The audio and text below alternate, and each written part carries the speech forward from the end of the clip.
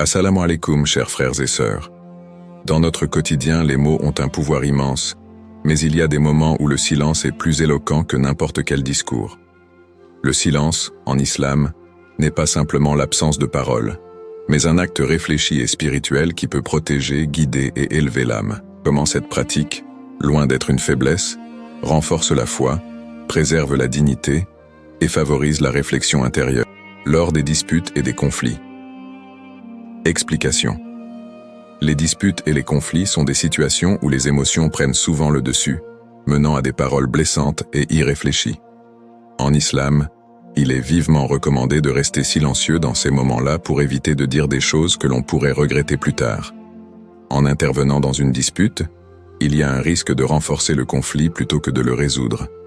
Le silence permet de prendre du recul, de réfléchir à la situation et de répondre de manière plus sage et pondérée si nécessaire.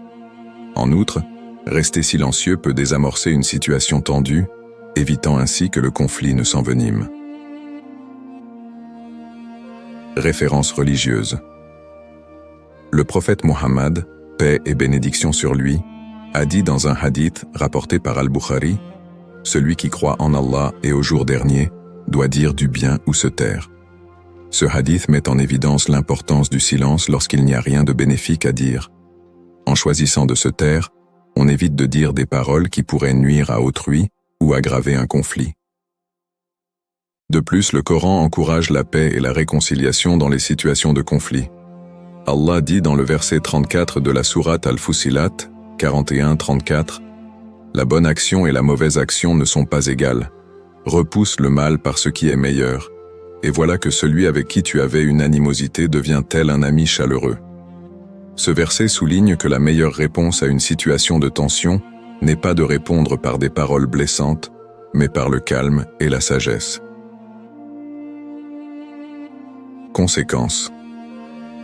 Le choix de rester silencieux lors d'une dispute peut avoir des impacts positifs profonds sur les relations interpersonnelles. D'une part, cela permet d'éviter que des mots prononcés sous le coup de la colère ne viennent briser une relation.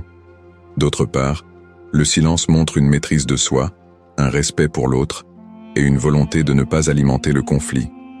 Cela peut également encourager l'autre personne à se calmer et à réfléchir, ce qui ouvre la voie à une résolution pacifique du différend. En effet, le silence réfléchi peut être perçu comme un acte de sagesse et de maturité. Il montre que l'on préfère préserver la paix plutôt que de chercher à avoir raison à tout prix. Cette attitude peut transformer une situation potentiellement destructrice en une opportunité de croissance personnelle et spirituelle. De plus, en choisissant le silence, on suit l'exemple du prophète Muhammad, paix et bénédiction sur lui, qui privilégiait toujours la paix et la réconciliation dans ses interactions. Ainsi, rester silencieux lors des disputes et des conflits est non seulement un acte de foi, mais aussi un moyen puissant de renforcer les liens entre les individus et de vivre en harmonie avec les enseignements de l'islam.